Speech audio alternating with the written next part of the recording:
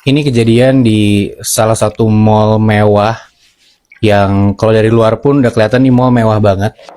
Tapi belum banyak yang tahu kalau ternyata ada kejadian horor di mall ini. Di Jakarta ini mallnya. Di Jakarta. Jadi ceritanya tuh kita sebut aja namanya Dara ya. Dara itu tuh suatu hari dia tuh nonton di mall mewah ini. Dan dia tuh nonton jam 9-an malam. Dan itu dia nonton film India. Lo tau kalau film India tuh lama gitu kan durasinya. Film jalan sekitar 2 jaman gitu ya. Dia kebelet pipis dan pas keluar bener aja tuh. Itu bioskop udah sepi banget. Lampunya tuh udah pada mati. Dan di lorong pun dia pas sepanjang jalan di dalam area bioskop itu dia ngeliat tuh di ujung lorong ada satu sosok cewek lagi duduk di ujung tengah lorong itu. Dan ceweknya tuh posisinya munggungin dia, duduk kayak meringkuk gini nih. Kayak gini. Anjir serem banget. Iya. Tapi munggungin dia. Itu siapa nih? Dan kayaknya ini bukan orang gitu, bukan manusia dari ngelihat dari punggungnya gitu ya. Iya. Dan celakanya lagi si Dara ini udah bener-bener kebelet pipis. Nah, ya udah tuh dia coba beraniin diri buat ngedeket ke toilet itu karena memang si cewek ini duduknya tuh di deket si toiletnya. Jadi mau nggak mau dia ke toilet tuh harus ngelewatin si cewek ini. Udah tuh dia beraniin diri buat jalan ke arah sana sambil baca-baca sampai sekitar beberapa meter si Dara udah ngedeket si cewek yang munggungin dia ini. Tiba-tiba si sosok cewek ini yang tadinya duduk itu tiba-tiba berdiri Moy.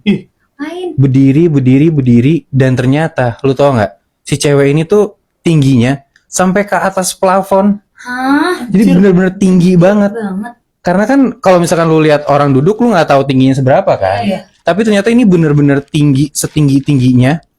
Dan pas si Dara ini udah deket banget sama si cewek ini, dia ngedongak ke arah kepalanya kan. Tiba-tiba si cewek ini balik badan, nengok ke arah Dara. Mampus. Lu tau nggak? Ternyata itu tuh kuntilanak bermuka rata. Gila. Anjir. Dan itu ternyata mall, yang mana mallnya ini di daerah Jakarta. Dan ciri-cirinya itu, mall ini gedungnya lebih dari 1. Oh, Oke. tahu gua.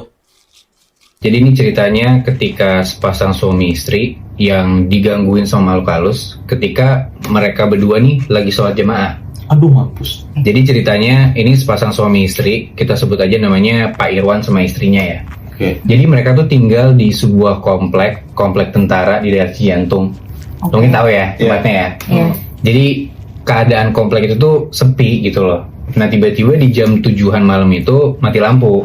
Ya udah Pak Irwan sama istrinya tuh mau sholat isya bareng jamaah di kamar mereka. Dan mereka sholat jamaah itu di kamar mereka cuma pakai 1 lilin. Sholat isya 1 rakaat, 2 rakaat sampai di rakaat ketiga tiba-tiba istrinya Pak Irwan ini sholatnya batal gara-gara istrinya tuh buang angin.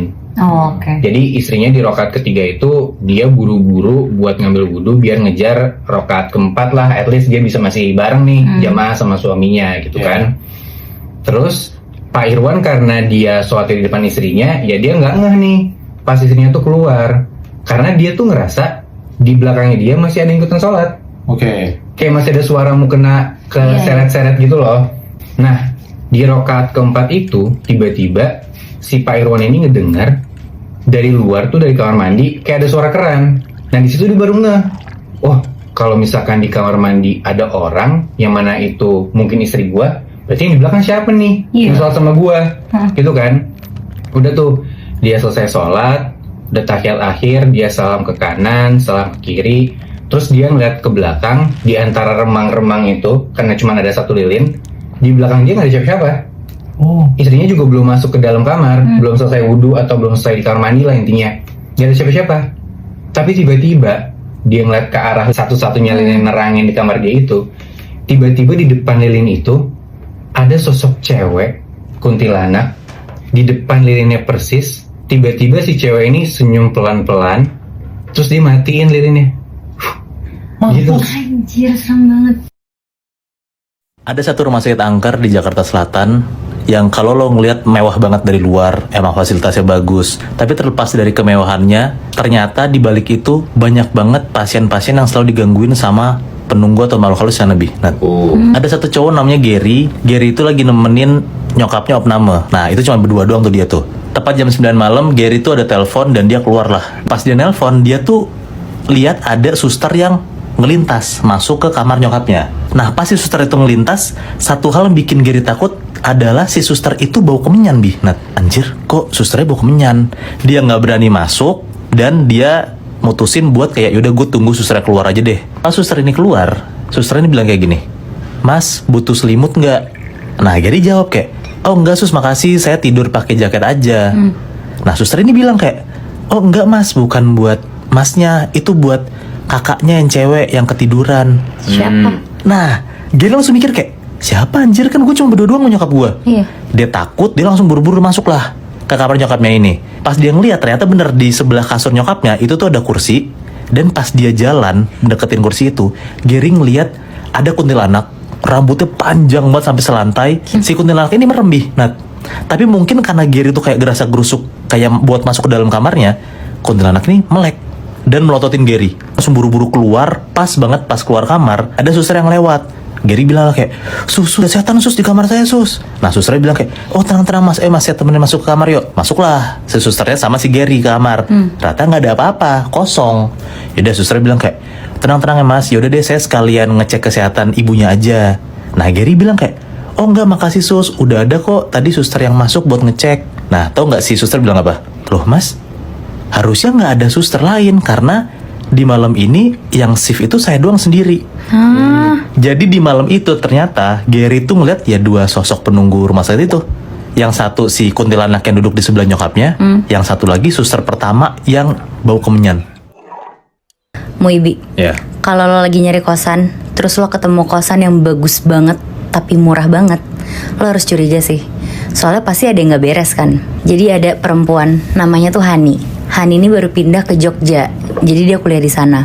Nah, dia akhirnya ketemu tuh sama satu kosan yang kamarnya tuh deluxe gitu, tapi harganya cuma 500.000 sebulan. Sudah nggak masuk akal ya? Iya. Murah banget, gila.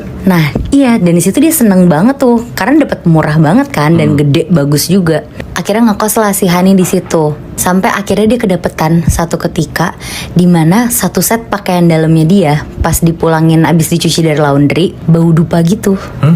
Terus akhirnya udahlah dia langsung masukin pakaian dalamnya ini ke lemari. Nah, pas dia mau tidur, nggak lama tuh dia ngedenger dari dalam lemarinya dia kayak ada bunyi grek-grek gitu. Kayak ada yang gerak gitu. Iya, terus akhirnya si Hani pengen ngebuka lemari itu dong karena dia mikir mungkin di dalam lemari itu ada tikus.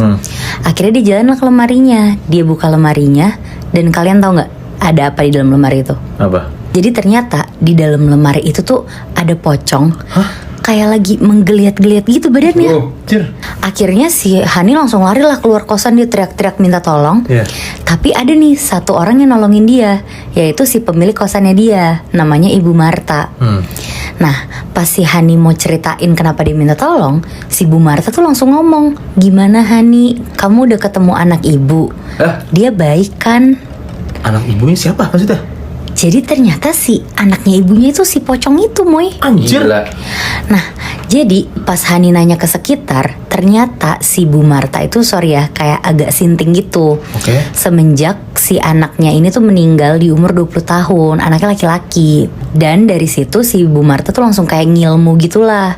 Pokoknya gimana pun caranya dia pengen ngehidupin anaknya ini lagi, walaupun dalam bentuk pocong.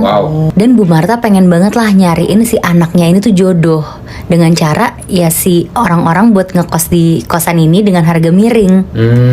Ini kosannya lo nggak akan bisa nemuin di Google Maps sih, tapi yang gue tahu adalah kosan ini tuh lokasinya di Jogja dan nama pemiliknya itu Ibu Marta. Dan cerita ini masih ada lanjutan dan details-detailsnya. Kalian bisa dengerin di Scary Things Reunited, episode khusus yang kita bikin dengan durasi 90 menit. Ada 8 cerita di sana dan kita nggak cuma bertiga, tapi ada satu orang personil Scary Things yang lama, yaitu Syafa. Dan buat lo yang mau dengerin, langsung aja tap link di bio TikTok kita.